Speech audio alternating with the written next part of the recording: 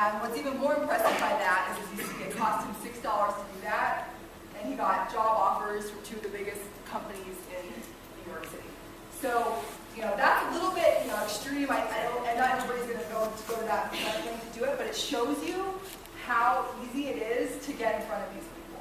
So, and it really starts with, you can Google them, find out, who they're connected to. A lot of times, especially if you're connected on LinkedIn, you're on Facebook, you're on, a lot of different sites, your chances of actually having a network or connection to that person grows. You'd be surprised to see, how you may be connected to them. So, and a lot of these top-level executives are putting their information on LinkedIn.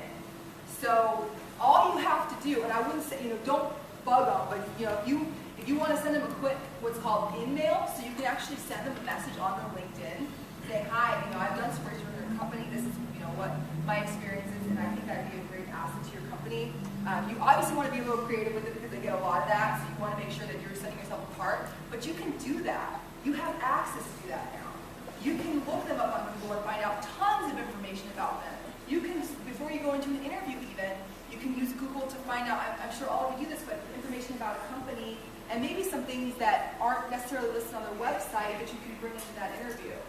So, you're now getting exposure to people in a way that you never were before. So I really urge you to take advantage of that.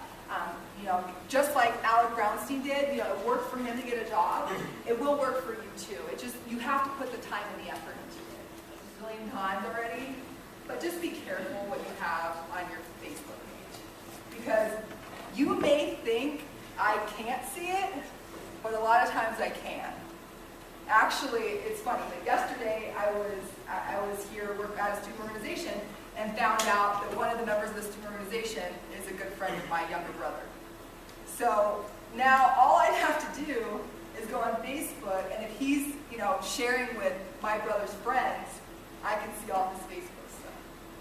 So it's pretty easy for us to see things, and even just be cognizant of what your, now you've got your profile. Are all of you guys, have you upgraded to a timeline yet? Okay. So once you're on timeline, it's going to show your profile picture and your cover photo. So be careful with that. I don't know if you know what that looks like, but I'll show you real quick what I can see if I just Google. Somebody want to? Kurt Lapar, NAU-FCB. Okay.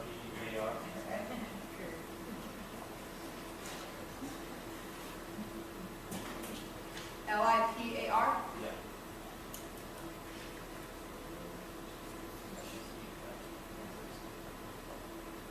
Okay.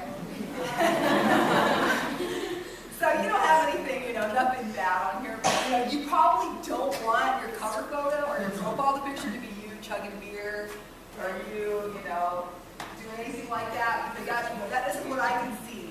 So I get an understanding of you just by doing this. I know what movies you like, books you like to read, all that, So yeah, and I'm not even doing it.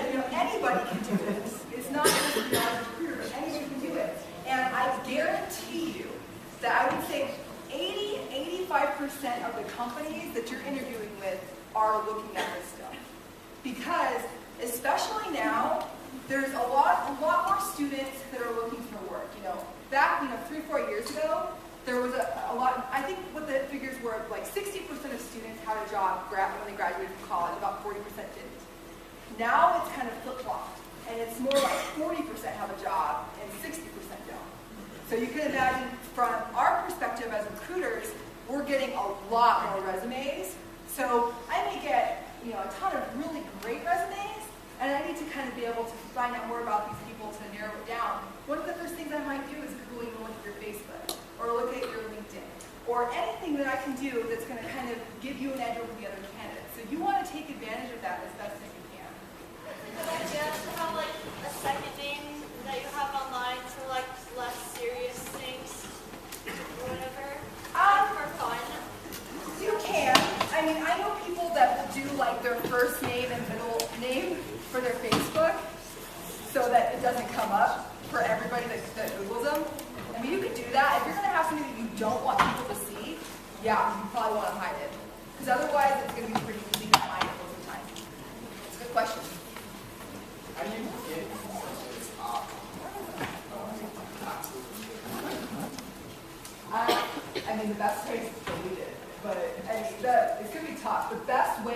trying to hide something is to create a bunch of other presences on different sites. But if it's like an advertisement thing, If it's an advertisement, like on top, yeah.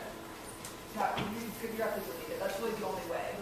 I mean, but if you're having it out there, you have to be paying for it. No, I mean, it's like if it's on a group one day, it's just like public record. It's like, Oh. Well, I mean, so it's another site that's putting public records. That's going to be really hard. Just because you don't actually own that site, somebody else does. So, I mean, you can maybe ask them to take your name off of it. That would be the best thing you can do.